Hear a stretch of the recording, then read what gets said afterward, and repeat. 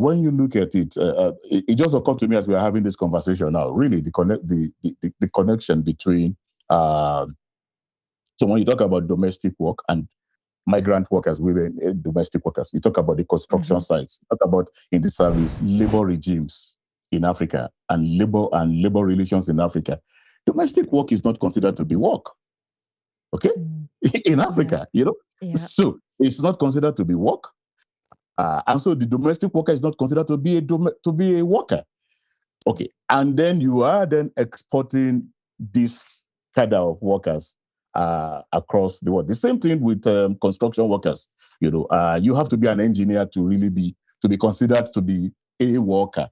I mean, but if you are a mason and a bricklayer and you are really not considered to be really a worker.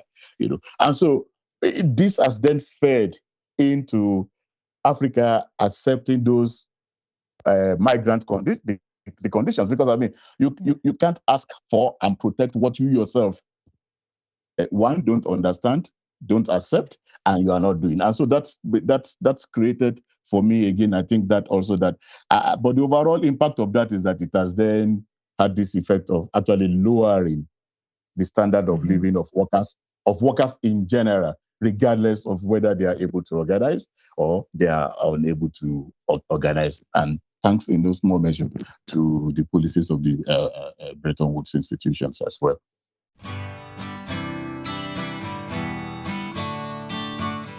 The world has always been hot for African labor. Even before the transatlantic slave trade in the 15th century, one of Africa's main exports by force, by fire, has always been her people. Today, territories across the world that are experiencing labor shortages, whether it is because of population decline, such as in Europe and some Asian countries, or countries such as Israel and Russia that have sent their young to war, are looking to Africa to fill their labor quotas. Now, at every turn and corner, African leaders seem to be very willing and very enthusiastic to load their people on ships and on planes and to send them away to faraway lands in the name of remittances, in the name of solving unemployment, so much so that over the last 5 years or so, it has become almost mainstream labor policy in African countries to have labor exploitation as one of the core means of solving unemployment. For example, Kenya's President William Ruto made a statement last year that he has signed 19 labor agreements, bilateral labor agreements with countries across the world, exporting hundreds of thousands of young people abroad. This is despite the fact that it is well known and understood that African migrants, even in comparison to migrants from other parts of the world, face some of the worst labor exploitation, human trafficking, and other labor, unpleasant labor experiences. So in Kenya, for example, the low-skilled labor exploitation to Saudi Arabia was stopped a few years ago. But just a year later, this ban was lifted very quietly and without any changes to labor policy. This is in spite of the fact that we know 98% of Kenyan laborers who go to Gulf countries, including Saudi Arabia, are going to face labor violations, including and up to bodily harm and death. So in this episode, we're going to try to piece together the relationship between the ever-expanding frontiers of capital and African labor throughout history, beginning with the slave trade to this current iteration of labor exploitation. We're going to ask ourselves, is this just part of the story of extraction from the periphery to the core? Is this just another case of hidden transfer of value, as Samir Amin puts it? In other words, are we just going through a version of state-sponsored slave trade? We are joined today by Nigeria's Jaye Gaskia, who is a public affairs and policy analyst who specializes in labor policy. And from the United States, we are joined with Natalia Navas, who researches migration policy across the world. Welcome very much. And I will start with you, Jaye. So, Jaye, give us a snapshot of Africa's labor exploitation situation. What's with the recent frenzy for sending young people abroad and all these bilateral labor agreements that have become the mainstay of labor policy on the continent? What has changed and why is this happening? And try to place this in the context of capital more broadly. Is this just the latest iteration of capitalism that is extracting from Africa, but with a kinder face, in the name of bilateral agreements rather than slave trade? So tell us. Thank you very much for having me. And I think that this is a very apt conversation to have at this particular point in time, given that the world is actually also going through what I call a transitional phase in terms of the development of human civilization in general. We are at this point where we're transiting from one phase. So you may say of capitalist development to another phase of capitalist development. And because we are in that transitional phase, we have seen a combination of crisis, and one of that crisis really is the crisis both of capital in terms of investable capital and in terms of where capital can be invested globally, but also because in order for capital to be invested, you actually do need labor. So capital and labor move together. So we've also then witnessed the accompanying crisis of labor.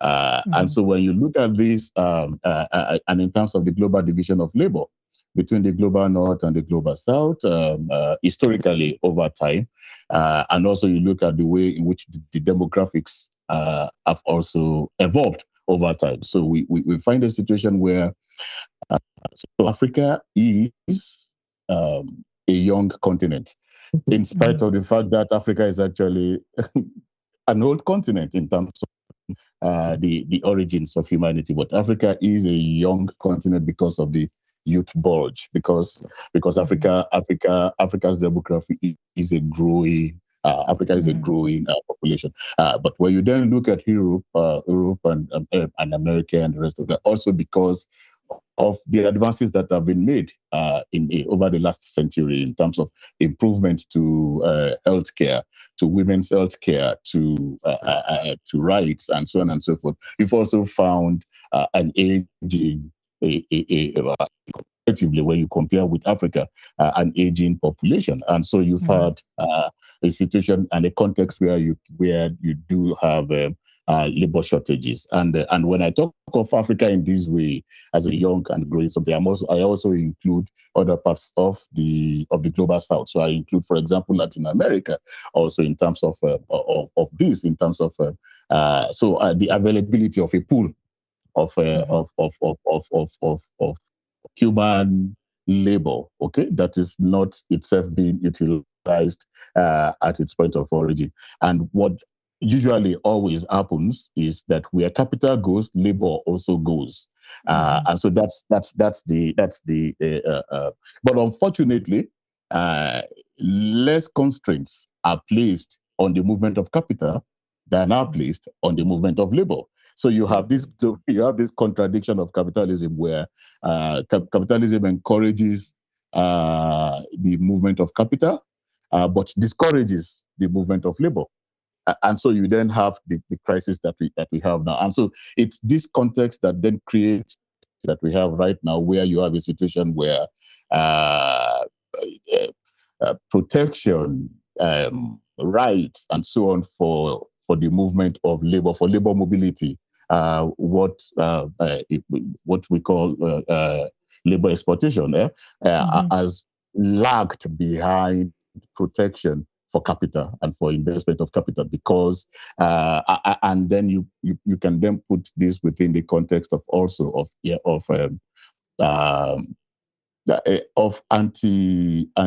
anti-migrant feelings globally, the rising anti-migrant feelings globally, and the rise of the far right. But I think that what makes the challenge for Africa and for African labor, what makes it a bit more mobility, what makes it a bit even more difficult and harrowing, the experiences harrowing as it is also there because we are also looking at this also now also within the context of racism, of racism that has evolved as a result of slavery, and that is that has become institutionalized and is engraved. And so, on the one hand, you do need this labor. On the other hand, it is also it also stokes, fears of particularly within the context of racism. But for Africa, the challenge really, and for African governments, the challenge is a situation where you have both your skilled and unskilled labor actually moving and leaving the continent. So you have skilled African labor that is leaving the continent. You have the unskilled labor that is also leaving, the continent. And for most African leaders and African countries, most of the agreements that have been signed lately, now, for example, particularly with the Gulf Cooperation countries, the GCC area, it's really been much more really about unskilled or skilled work that is on the lower end of the skills, so construction work, masonry, bricklaying, but also domestic work, security guards, and the rest of that. Yeah. And unfortunately, African countries and African leaders see in this only the dollars, the remittances come from this, and don't one, the fact that this pattern continues a situation where the continent remains really underdeveloped, because then, of course, I mean, this is a continent, for example, that has a deficit for infrastructural development, both basic infrastructure to make an economy run, but also basic infrastructure to even deliver services in healthcare, in housing, and so on and so forth. And so one would expect that this shouldn't be a continent where that should be very keen on actually exporting labor. This should be a continent that should be very keen on utilizing labor, within its bounds. But as we said, the global rules for capitalism is that where capital goes, labor follows. And so that's what's compounded this context for Africa. Great, thank you so much, Jaye. I think that really brings us to the next question that I'm going to pose to Natalia. And welcome, Natalia. Thank you for joining us today. Thank you for having me. Yeah, so Jaye has touched on, but I would like you to dive a bit deeper on this question of the anti-migrant sentiment, race, and how the anti-migrant sentiment is actually forcing even migrant labor underground and therefore suppressing not just their wage, but also the conditions in which they're working, and how this seems to disproportionately affect migrant labor from Africa, even more so than migrant labor from other parts of the world. So, Jaye spoke of something that is very true, that where there is capital, there will always labor follow. So there is this resistance to change in many of the Western economies to the demography, right? There is this fear that the people that are in power will no longer be in power because they will be outnumbered, because they're aging out of powerful positions, because their populations are dwindling, right? That's the case in Western Europe, for instance, in Germany, in Italy, and certainly the United States. So that's a big part of the resistance to changing populations. But that doesn't mean that the work won't be there for people, right? We still need people to labor in our fields. We need people to build our homes. We need domestic workers, right? So these healthcare workers, as the population ages,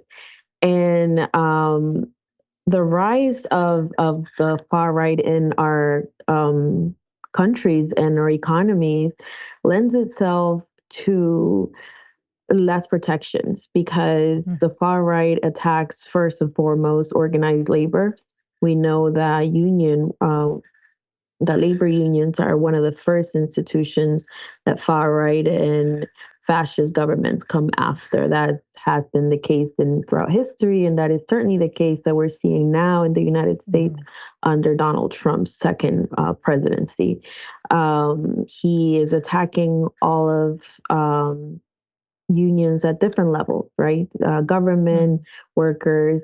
And what does that mean? That means that if labor unions who are at the forefront of protecting workers are under attack, then all other organizations protecting workers also fall under attack.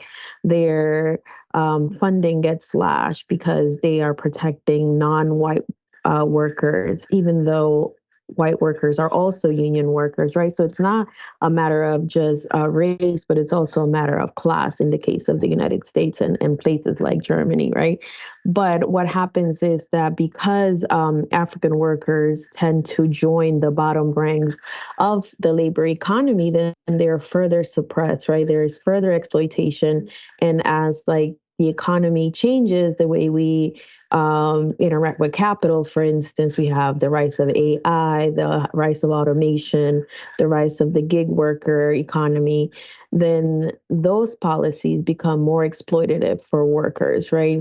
You have the case of like delivery workers around the world. They are incentivized to join this growing economy where they're told that they're independent contractors, that they can manage their own schedules. And there are big corporations like Uber, in the United States, like DoorDash, all these big companies, they are seen as innovation for delivery, but then the workers don't receive those same protections because they are independent contractors. And that is tied to the rise of the far right because the far right is now supported by big technocrats. All of these people who have these companies are pushing for the least amount of protections for workers, the least amount of laws and policies that will make them accountable to protect workers. And because, as Jaye said, the African worker tends to be younger. In the United States, for instance, and in parts of Europe, tends to be young males. They are further exploited, and their bodies become part of what it's, they put their bodies on the line for these companies that are cozying up to far right leaders for tax breaks, but are not protecting their workers, right? And so you have to think about, at the very surface levels, the attack that the labor movement is under is multi-layer, is attacking the labor unions, attacking the organizations that protect migrant workers and refugees, asylum seekers. They're also attacking countries that are trying to protect, or even even the multilateral agreements, right? Those are being also under attack currently. And so it's the receiver of all of this tends to be the young African worker. Yeah, so then I have to ask, is this a deliberate, because the same owners of capital who require this labor are very aware of the dwindling populations. They're very aware of the dynamics that mean that if they continue to suppress migration, they're going to end up paying higher wages. So is this exploitation of the anti-immigration sentiment just a cynical ploy to ensure that there remains this underclass of human beings who are hidden completely from from the social safety nets, from regulation, who then can offer their labor nearly for free? I don't know if it's cynical, but I would say it is deliberate. I think that in the ideal world of a far right leader, they would have the labor of the migrant, they would have the labor of the non-white worker, as long as they don't see them, as long as they don't become powerful, and as long as they don't take their power, right? So if we are not able to see them, but we continue to create this dependency from their countries as we extract their resources, they know that they know that migration is inevitable, but I think that cruelty is part of it. the cruelty of invisibilizing workers, especially Black workers and non-white workers, non-white migrant workers. Yeah, but they so that's won't an say that interesting. outright. Yeah, I don't think no one Yeah. will say that outright, but it is part of their rhetoric. It does feel that way to me. It feels like there's this awareness that you cannot just deport everybody, but Mhm. by threatening deportation, you're going to create this invisible class of people who are completely unprotected and who you can exploit for free. But let me come back to you, Jai, and we can go back to the question of this, 6 centuries long outmigration of capital and labor from the continent. Why is it that the leaders in Africa never think that maybe we need to take our young, our strong, our best and brightest, and employ them and increase the productive capacity, increase the level of employment in our countries, so that we can build our country, so that we can exploit this youth bulge ourselves, so that instead of constantly exploiting raw materials and instrumentalizing the bodies of young Africans as even part of that raw material, that we are able to actually expand our own economies. Okay. Yeah, I'm going to respond to these in three ways. I mean, I have three levels of response to this. And so the first is, and I will just pick it up from where Natalia ended. So when you look at it and you even go back to history, because we are also talking about these 6 centuries of continuous exploitation. But when you go back and you look at history and even situating the current context of the rise of the far right, you look at it. So and what Natalia was saying is really just very manifestly clear historically. So for instance, apartheid South Africa and Nazi Germany. Okay, these were countries that were ruled by totalitarian, authoritarian, far right regimes, and that denigrated the labor of the order. Those who were not supposed to be a part of the nation, and that denigrated first their humanity and so therefore their labor. But I mean, it was not possible for apartheid South Africa to have built the kind of successful economy that it built, or for Nazi Germany to have run, that kind of war machine over 5 years without the labor of those that have been made invisible. So what capitalism in crisis and at that moment in time tries to do is simply to make workers very invisible and dehumanize them. And so, and if you can then dehumanize the other, so you are really not. Okay, so it's not the right of a human being, for example, that you are violating. It's the right of somebody who is less than human. And so it can probably be justified, even within the context of even trying to now split even the working class itself. So the white worker and the non-white worker, and so on and so forth. And the unemployed white, and then the so-called immigrant that is taking up the space of the other, and so on and so forth. But if we then come back to us and what we were talking about in terms of Africa. So this my second really level of response to this is to first of all talk about what I call the historically determined psychosis of the African ruling class. So this is. And if we go to the context of slavery in the U.S., for instance, so the concept of the house slave, so you have the African ruling class that has been socialized, and incorporated into this global capitalist, vast global capitalist process in a junior and subordinate position, but that sees its junior and subordinate position as very important to it, and as playing a very important role, gatekeeping for capitalism, and so accepts hook, line, and sinker, all of the diatribes of this. You found a few instances where you have actually nationalisms, African nationalism trying to contend with that, even in other parts of the world, for example, and so on and so forth. This is just the major psychosis of the African leadership in terms of that, because the African the African ruling class, to the extent now that it has become meshed with the global ruling class, uh, trained in the same schools, attended the same Ivy League academies, been conditioned, by the same things, actually thinks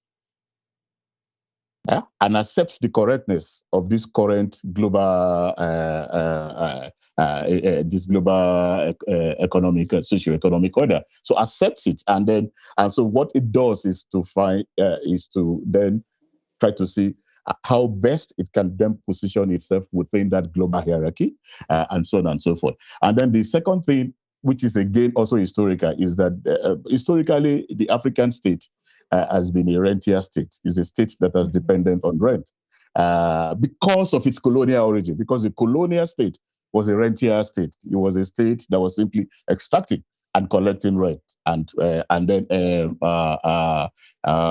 sending it back to the metropole, so that they has retained this. So, and it is in this context that you can also put remittances.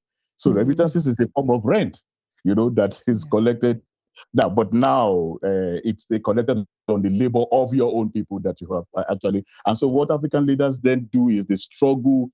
They actually then compete with one another to struggle to have the best terms, bilateral agreements, and so on and so forth, in order to ensure that these remittances, come, and not so much bothered about the conditions under which these remittances are actually generated, and then sent back to. And then the second thing for me the third thing for me really now is now also the role. Okay, so can you call it the role now? Probably, maybe the way in which the organizations of the working class have also been undermined in a manner that sometimes they don't actually see these. So, for example, in many of these conversations between, for example, African states, last time, was it May last year when the AU was having this conversation with the GCC Gulf Cooperation Council and the rest of that. You had, representation from states, from ministers of labor and the rest of that, but you had scant competition across the board between the trade unions and in Africa and the trade unions in the Gulf, cooperation, something. So I therefore think that there's a need really for workers that are already working, however precariously, and that are organized, however threatened, their organizations to actually pick up, these challenges around other workers that are not that are then dehumanized as a result of not being organized, and so like migrant workers, in the sense in which capital enters into an agreement across borders to safeguard their investment. So, for instance, what's the tariff war about? Between, it's about, okay, look, give my corporations more better conditions in your country and the rest of that. In that same way, although we do know that workers lack that power, state power, but they make up for it in terms of really they organize the largest segment of the population anywhere in the world. They are the most organized force in the world, and so it's important to start seeing workers' power play out across it. That the trade unions, for example, in Nigeria, the quota in Kenya, by the Nigerian Labour Congress in Nigeria, the Trade Union Congress of Gaza, COSATU in South Africa become more and central players in these conversations around protection. People who would have been members of their own unions, but have then been shipped out, of the continent, and then also become also part of the conversations around development on the continent. So that some of this labor, because like Natalia said, we will never get to it. In fact, because the world is now a global, the global economy is so integrated, we never get to a point where labor would not need to move around.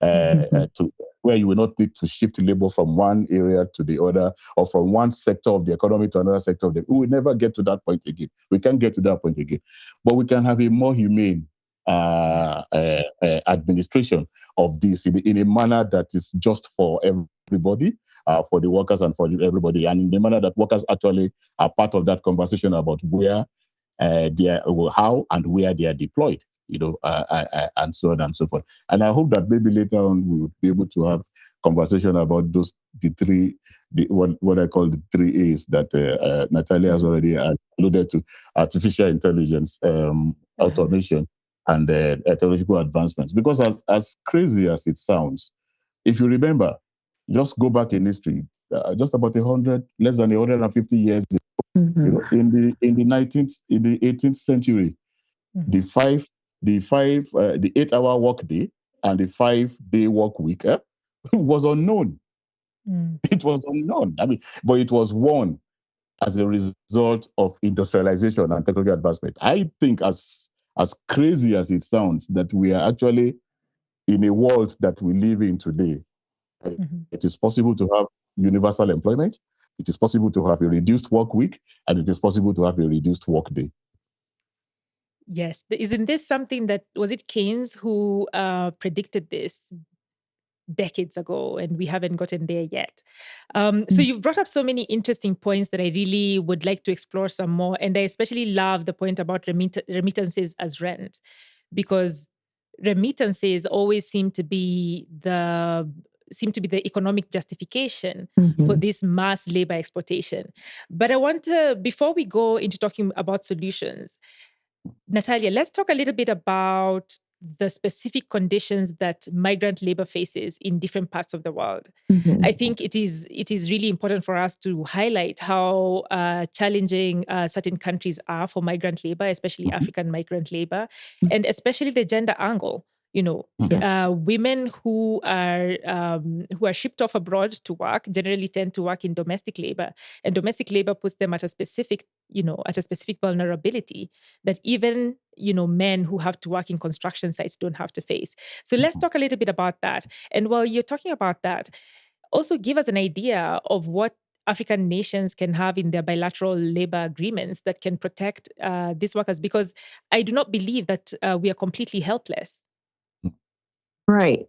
So, yes, so you touched on, some of the most precarious conditions are in specific areas, construction areas. If you want to, do a gender angle or a gender divide, I would say young men, typically young African men, tend to be in construction areas, specifically in the Gulf countries and parts of Southern Europe, right, and Western Europe. In the United States, I would say there's more service workers, delivery workers, because we have people from other minority and visually racialized people doing the construction work and the agricultural work. So we have a lot of the younger African migrant workers doing a lot of the service work, a lot of the delivery work that has risen over the last 10 years with the gig economy, drivers, right? And so those are sectors that are usually non-union, that are usually outside of protection workers. They are more vulnerable to exploitation because there is no regulation. And specifically in certain countries, the way those jobs are categorized, they're categorized as independent contractors. So you essentially are the owner of your company. And so you are even taxed more heavily than an actual worker who works for a firm or who has a more traditional job, right? And so they are not able to, for instance, maybe go to the labor department and complain as an independent contractor. They don't have access to Social Security or any of the healthcare systems, right? So they exist outside of the social services and the state sanctioned protections for workers because they're considered business owners, right? So that's one area. And then, of course, that's where big corporations tend to exploit workers, specifically that work in like service, drivers, right? And in construction areas, right? And when it comes to women, women are usually employed in households, right? And we know, for instance, there's the Uganda case where women were sent to Jordan and other Gulf Coast countries, and there were exploitations where some of them were sexually abused, they were kidnapped, their passports were taken away and hidden. And then there's a language and cultural barrier where women are isolated, right?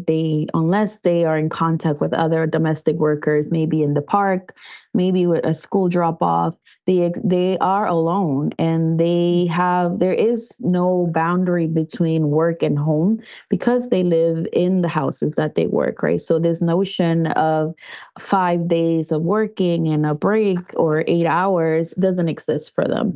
So not only is there exploitation of them being hidden and isolated, but they're working almost 24 hours a day without a break, without access to, any protections from the state. And a lot of times the families that bring them over are also their sponsors. And so they're supposed to be protecting them, but they are not, right? And they are subject again to kidnapping and face, you know, exploitations that I can't even imagine, that sometimes they won't even speak about because of what they are experiencing in their homes. But there are also women, young women, who work in these other areas, right? And they're also drivers, they're also working in construction.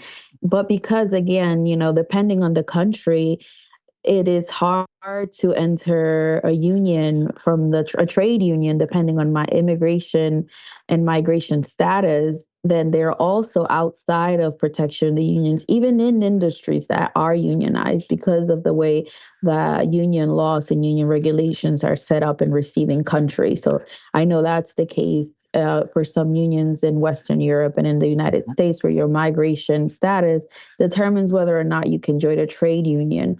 And then because of that, then you're also not only are fighting the employer, but you're also you exist at the margin of that industry and therefore receive less protections. So that's, some of the exploitation that happens. And, as someone who is on the receiving country, right, I have seen how workers are facing not just like the pressures of the everyday exploitation, but also they face the pressure of the remittance, right? Because they feel they have to go to work and not complain, because there is this pressure to provide for their families and essentially the economies of their country. And there's also this hidden abuse in that exists in domestic work and also in other parts, in other industries, of wage theft, right? So people are underpaid. People sometimes are robbed of their wages. People are lied to. They work entire weeks and then are promised pay and they never get it. Or in many cases, they are discarded. The workers are discarded. I know in the construction sector where I organized for a very long time, it's contract based, right? And so they'll hire workers out, and then the subcontractor just never comes back. And so the worker is left looking for other work, right? And so that lends itself to more exploitation, right? So also not knowing what the rights are, because even though a lot of workers are migrant workers and maybe not have a regular status, there are protections for workers, but many of them don't know what they are, right? And this notion that you mentioned, that we're not helpless, I think it's very powerful. And I think that it is difficult to organize in specific sectors. Like I know for domestic workers, it's very difficult for them to organize because again, they're isolated, they're exploited, their passports get taken away, right? And so they're afraid that they have no cars. They're at the mercy of the person who employs them. And yet there are ways to organize with them, right? Depending on the city, depending on the country that they're in. But it can't just be left to the worker. Yeah. Yeah, I hear that. And I do think, as we talk, it occurs to me that the conditions for workers across the world are becoming more and more similar. Across the world today, there are gig workers everywhere. I lived in the United States for 8 years, and nearly all my friends were gig workers, even though they were, some of them were American citizens or they were there legally. And then you have all these gig workers who are not necessarily, legally in the country, but nevertheless, they all face very similar conditions. So that sort of creates a special situation where workers all the way from Kenya to Nigeria to Mexico and the United States Mm-hmm. have a very sort of very similar conditions. And because of the similar conditions, then it is, there's an opportunity there for organizing that may not have been there when workers just worked in factories under very different conditions with where there was almost no place for the meeting of minds. And I do wonder whether this is something that this sort of organizing has happened at all.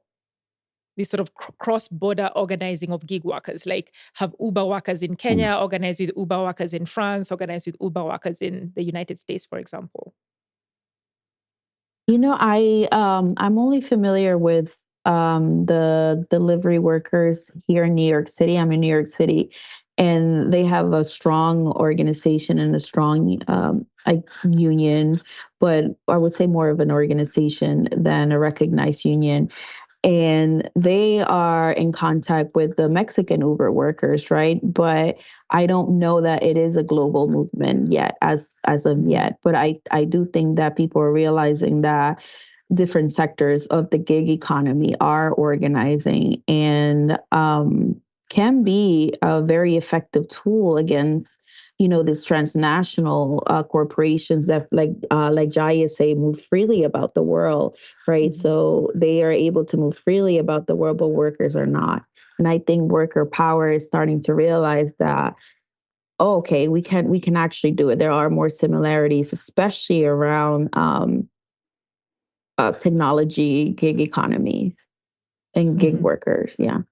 Yeah, I think that is definitely something, that needs to be explored. But before we even go on to talk about, the various ways that labor can organize against, the precarity and the vulnerability of migrant labor, we cannot not talk about the World Bank.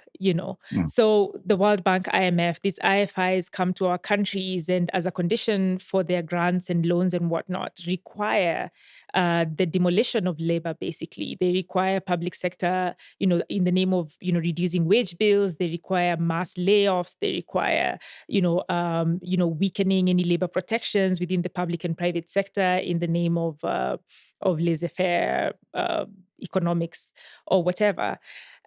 But it seems that all of this remains hand in glove with capital. As long as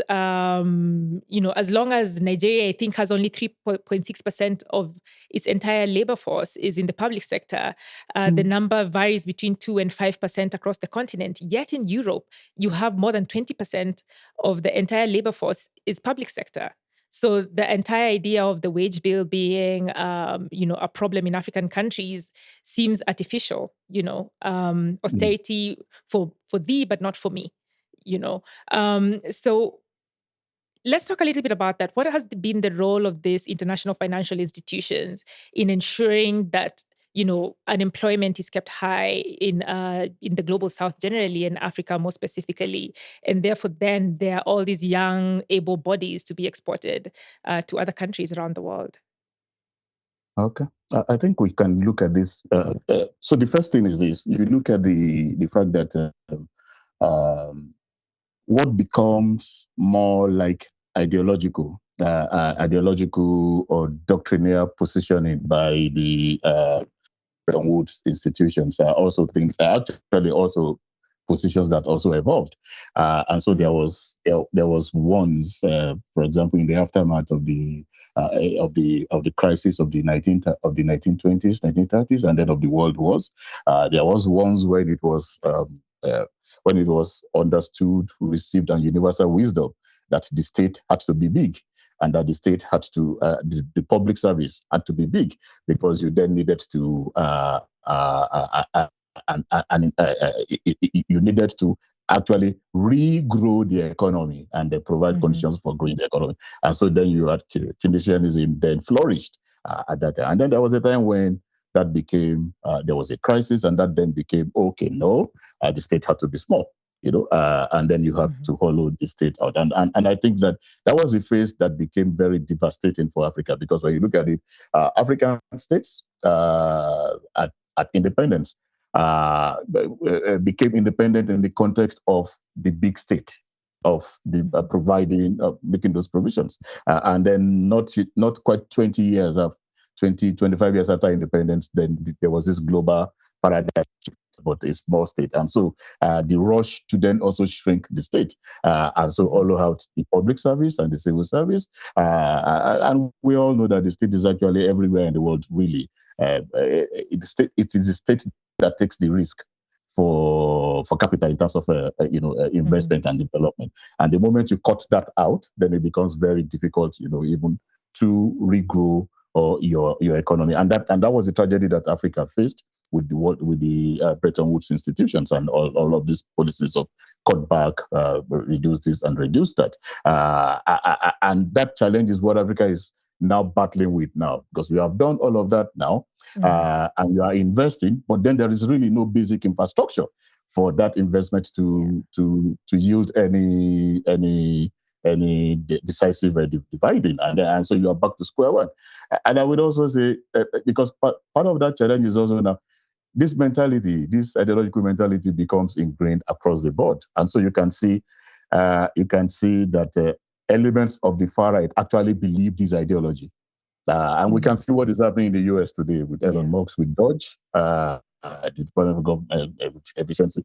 This myth that the US government somehow too big and so big, and yet we can already see in the disruption that is happening right now how every facet of that state is actually linked to actual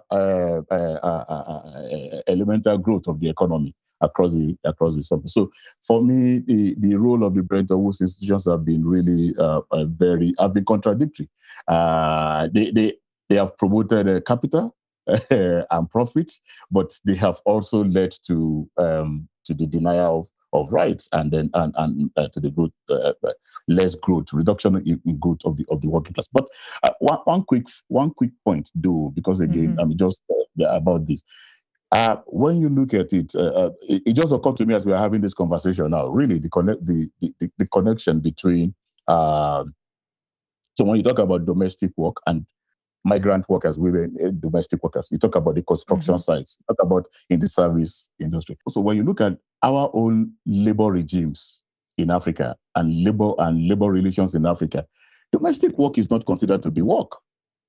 Okay, in Africa, so it's not considered to be work, and so the domestic worker is not considered to be a worker. Okay, and then you are then exporting this cadre of workers across the world. The same thing with construction workers. You have to be an engineer to really be considered to be a worker. I mean, but if you are a mason and a bricklayer, and you are really not considered to be really a worker. And so this has then fed into Africa accepting those migrant the conditions, because I mean, you can't ask for and protect what you yourself don't understand, don't accept, and you are not doing. And so that's created for me again. I think that also that, but the overall impact of that is that it has then had this effect of actually lowering the standard of living of workers in general, regardless of whether they are able to organize or they are unable to organize. And thanks in no small measure to the policies of the Bretton Woods institutions as well.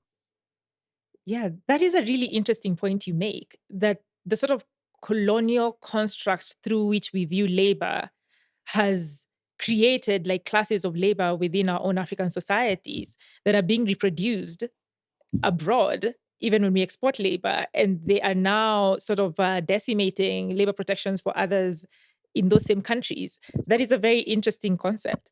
But let's talk a little bit more as well about the fact that Africa continues to be unable to improve its productive capacity and therefore continues to be unable to absorb its labor. And so our economies are now dependent on the rent of remittances, but remittances do not, have never been sufficient to increase our productive capacity. In fact, studies from the Philippines, for example, show that remittances have had almost no impact in improving the economy at all. So this is not a permanent solution, is it? I don't think so. I think that for me, remittances, I mean, just one very brief answer, and then I'm very interested to hear what Natalia would have to say about this. But for me, I think that the role that remittances have played, apart from for the state, rentier, rent. What it has also done, what remittances have done is that remittances, just like I'm going to compare it to women's work at home. What it has done is that remittances have then turned out to be the great subsidy to the economies of these countries. It may not contribute directly into all of those things, but then what it has done is remittances have become, the alternative unofficial social protection for citizens. And so in that sense, it's become like it's become a huge subsidy. It subsidizes the recklessness of the ruling class. It subsidizes the affluence, the ostentatious display of wealth. It subsidizes the rate at which corporations actually make profits out of Africa without really any commensurate, including indigenous, because some of our own people are also the wealthiest. They are amongst the wealthiest people in the world today. I mean, the wealthiest Nigerian is also the wealthiest African. There's the 30th wealthiest person in the world.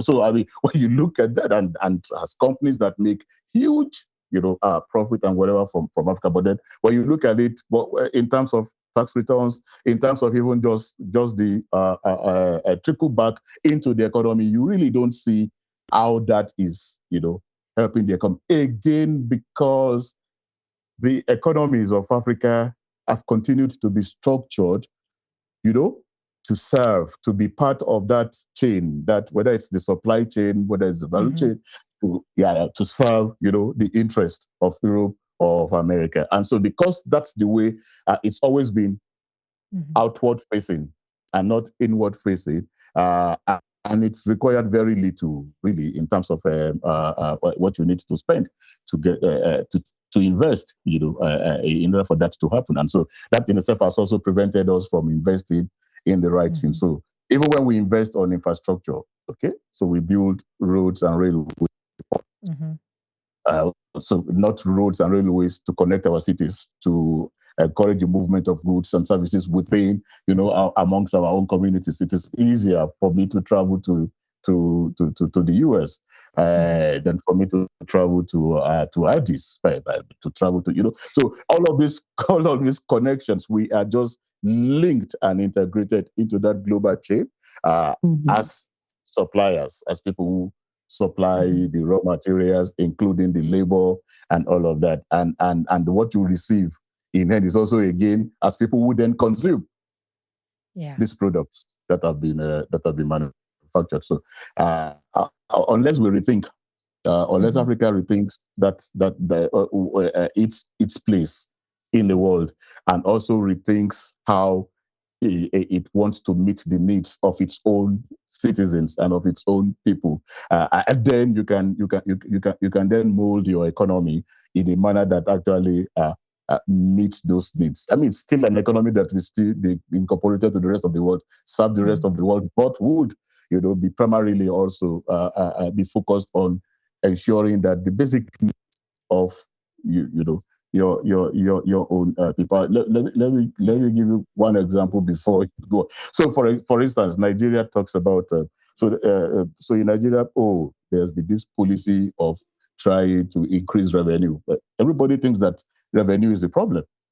So to increase revenue, and so you talk about, and then everybody's also talking about value chains. So people talk about, okay, so we now want to be the highest exporter of cassava, highest largest exporter of yam. Okay, all right. Yet, and we have achieved some of those goals in the last 5 to 10 years. Okay, increasing massively the production and export of cassava and yam. Okay, but we have also increased the importation of pharmaceutical starch over the same period. And pharmaceutical starch is needed in the pharmaceutical industry in the country.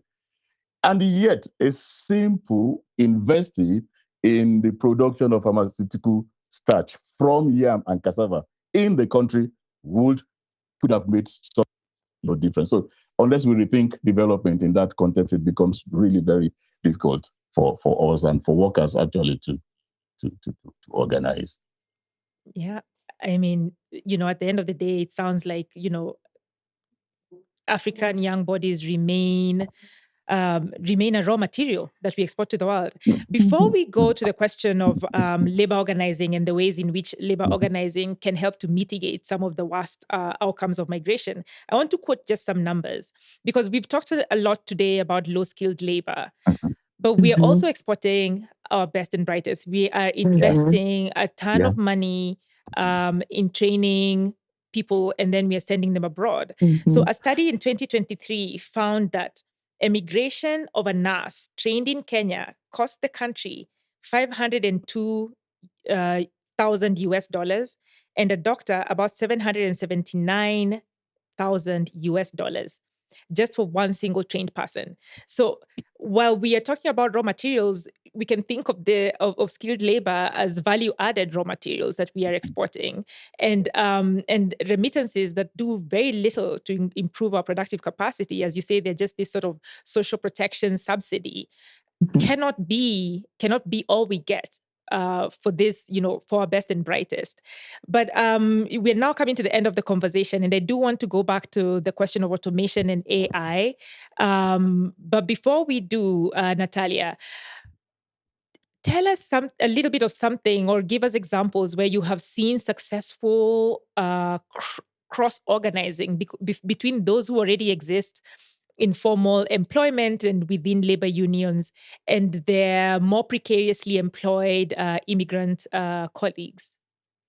And the ways in which we can also use this, Jaye before mentioned COSATU, mentioned Kenya's quota and other labor unions across the continent who have been what? Suspiciously silent as our people have been shipped abroad.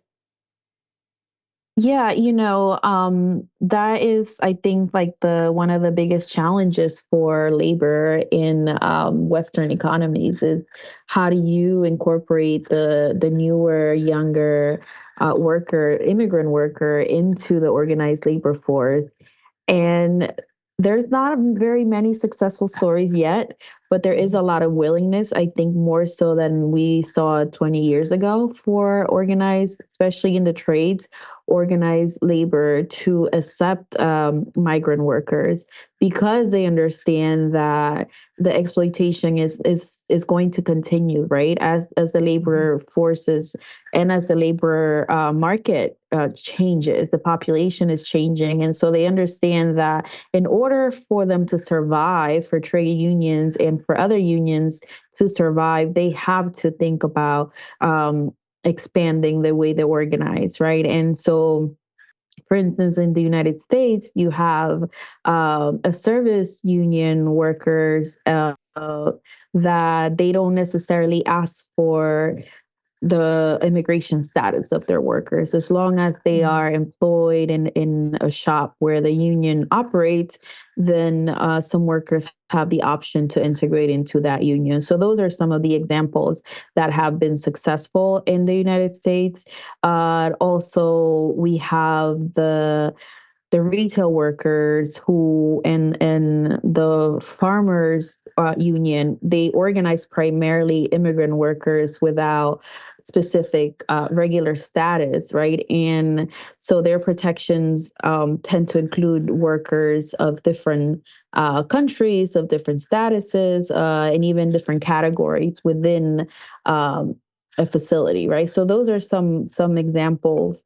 Then we have maybe not necessarily the unionized, but strong worker organizations across the United States and other parts of Western Europe when it comes to domestic workers alliances, the day laborers organizing network, right? And so they exist alongside trade unions. And over the past, like I said, 20 to 15, even the last 5 years, they've been very successful in bridging that gap. But it has taken a lot of work from leadership to lean into that, to leadership on both ends, right? To lean into collaboration and cross-sector organizing, because they understand, both sides understand that without the other, these organizations and these unions are threatened by capital. And something that you mentioned about the brain drain, that is very real, right? The brain drain in African countries, we've seen it in the Philippines with the nurses going abroad to fulfill the needs of the aging populations of Western Europe and the United States. We're seeing it with the medical students coming from a lot of African countries into the United States, and doctors coming in, because we can't not keep up in these states, right? Because we're not investing, but because there is willingness by governments to send the brightest also abroad, right? And in that, to that end, I think going back to the point of remittances are very precarious. They're very precarious economic dependence, because once workers starts to sort of set their roots here, those remittances decrease, and then there's need for more workers, right? And more workers to come in. And where are they coming in? Are they organizing? Are they falling out of organizing organizations, right? So it's all connected, like Jaye said. Yeah, yeah. So, Jaye, let's talk a little bit about AI before we wrap up this session. The three big A's. Yeah. Okay. So for me, now throughout the history of capitalism, whether it is industrial revolution and so on and so forth, I mean, there's always been the transition from one phase to the other has always been marked by improvement in technology, improvement in the way in which, in the instruments that we use, in the way in which we, and therefore consequently in the way in which we produce to meet our business. So those have been it, and so it's AI right now in terms of that. Okay, so and it's that context that you can put just traditional technological advancements, but also, yeah. And but the thing about all of this is that because technology is really neutral, so it depends on who is deploying technology and who is using the technology. And so the problem with technology, with these three A's right now, is the hands in the hands of whom this technology have been put.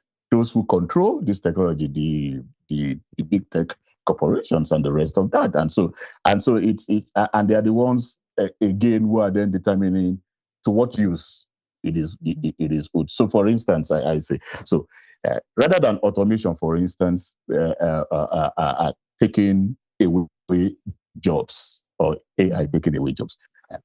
Ordinarily, one would expect, because that was exactly what happened with the Industrial Revolution. One would expect that it should open up more space for more people to be able to work.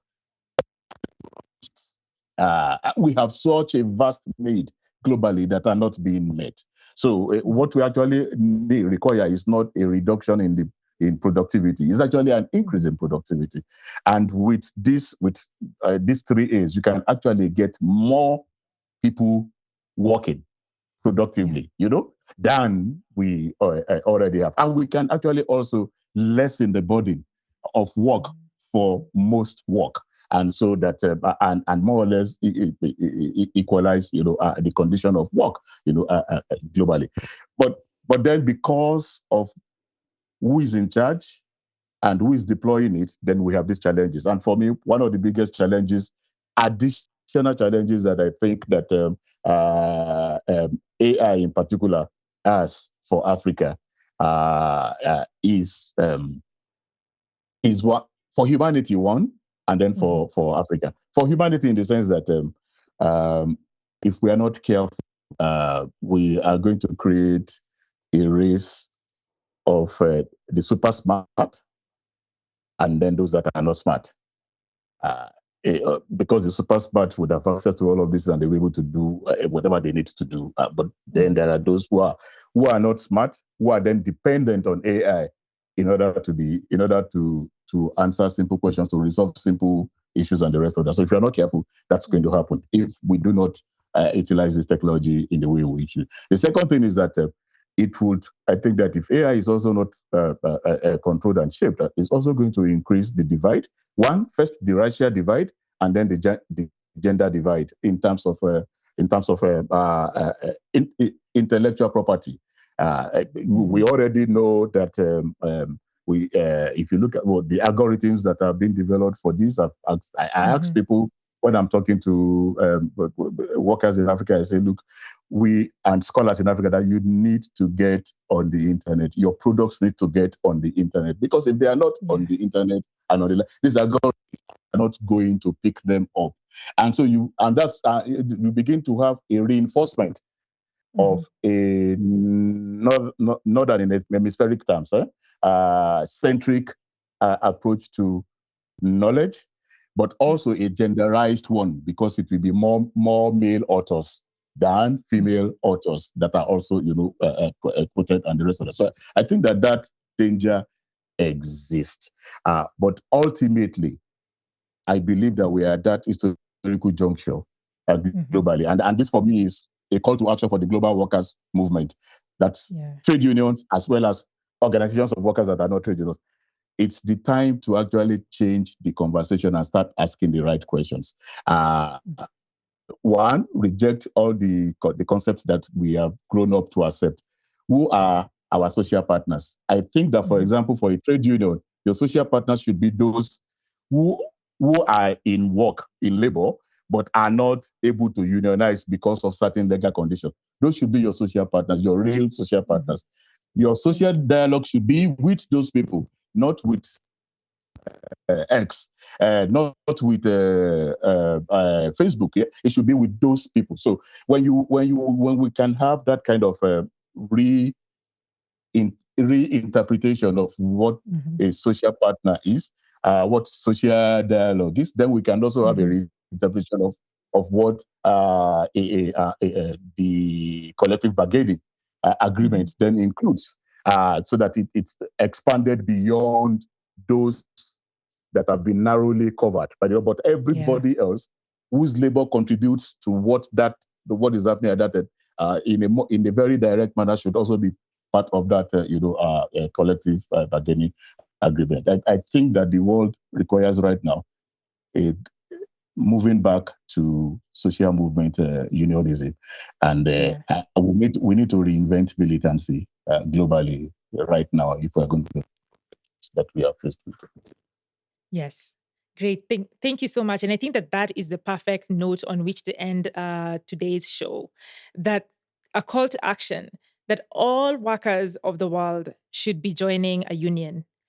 And all the unions should be thinking about not just the workers who belong within the unions, who are working within their borders, but should be thinking about the conditions of their compatriots who are being sent to work abroad. So, for example, construction labor unions in Kenya should be thinking about the conditions of the construction workers we send into the Gulf countries. There's some very incipient domestic labor unionizing happening in informal settlements in Kenya. And they should be thinking about the fate of the young girls that we are sending to be domestic laborers in other parts of the world, and so on and so forth. And the medical unions as well should be thinking about, they should be at the forefront of addressing the brain drain that the country is going to suffer when we continue to export our highly trained colleagues abroad. And we started with a question, is the current labor exploitation policy state-sponsored slavery? And it's really difficult to say that we've come to the conclusion that it is not, because it has all the hallmarks of slave trade. The majority of these people who are being sent abroad do not want to leave their countries. They are not getting on planes to go to the jobs of their dreams. They're going because they feel that they have no option. So coercion, economic coercion is a feature. The conditions under which they're going to labor do not differ so much from the conditions that we know to have been the conditions under which slaves were held. So, that condition is met. And to the extent that a lot of them are coming back in body body bags, we are also meeting those very conditions of slavery. So for all intents and purposes, when our presidents, our ministers of labor talk to us, with a lot of pride about the young people they're sending abroad, we need to be asking them these really tough questions. Yeah. So thank you so much, Jaye, and thank you so much, Natalia, for joining us today. But before I finish, I'm going to finish with a paragraph that my colleague Wairimu Gadhimba shared with me from a book she read by Oscar Wilde. Yes, I'm going to edit this part. Yes, Oscar Wilde. So, in war, the strong make slaves of the weak, and in peace, the rich make slaves of the poor. We must work to live, and they give us such mean wages that we die. We toil for them all day long, and they heap up gold in their coffers, and our children fade away before their time, and the faces of those we love become hard and evil. We tread out the grapes, and another drinks the wine. We sow the corn, and our own board is empty. We have chains, though no eye beholds them, and are slaves, though men call us free. All right, so I think this has been a great conversation. Thank you so much for joining us. And to all our viewers and listeners, we look forward to being with you in just a few days on another episode of A Certain Amount of Madness. Thank you. Thank you for having us. Thank you.